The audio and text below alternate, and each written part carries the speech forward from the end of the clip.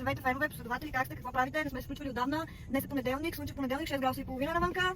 Ние сме отново в трафика, понеделнишки, да ви кажа, окей, има някакъв протест на жълтите павета. Нашите протести в България са феноменални. Викнали си диджей да им пуска музичка, някакви тук пакли или лави на КНСБ.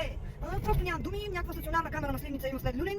Направо ще ме снима според мен, въпреки че набих спирачки в последния момент, па дано нещо да ме пропуснала. Така като в лаж да съм минала, или просто съм била дух. Та ще видим какво ще стане. И така, много готино, времето е слънчево, супер приятно, свежарско такова. Прави впечатление, че полицайите много обичат да спират БМВ-та, особено БМВ-та тройки, такива и комбита, и нормалната кола там, аз малко наименованието, освен комби, май седан беше. Не ги знам. Много се кефа, че имам парно в колата, винаги на 25 градуса, навънка е 6 градуса, 7 вече, 7 на Дондуков.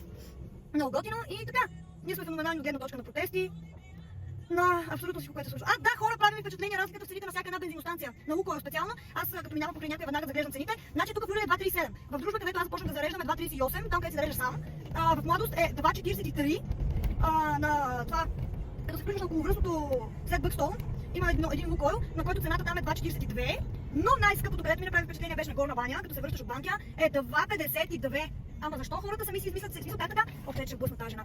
Да бе, спокойно бе, Жемо! Не знам как хората самостоятелно си измислят цените на тези бензиностанции и въобще защо не в едната част на София по-евтино, другата е по-скъпо, не знам каква е логиката, ама какво да ви кажа, ужас. И така, супер приятно ми беше да се видим пак. Ще се видим отново, лек ден, приятен ден, усмивки. Радвайте се на слънчевото време, събирайте витамин D, малко повече позитивизъм така вътрешен да кипи, защото просто е слънчево. Нищо, че се стъм в 4,5 вече, но това е. Ето пак хвърчи тук нещо, това е линейка, добре. Ай, чао!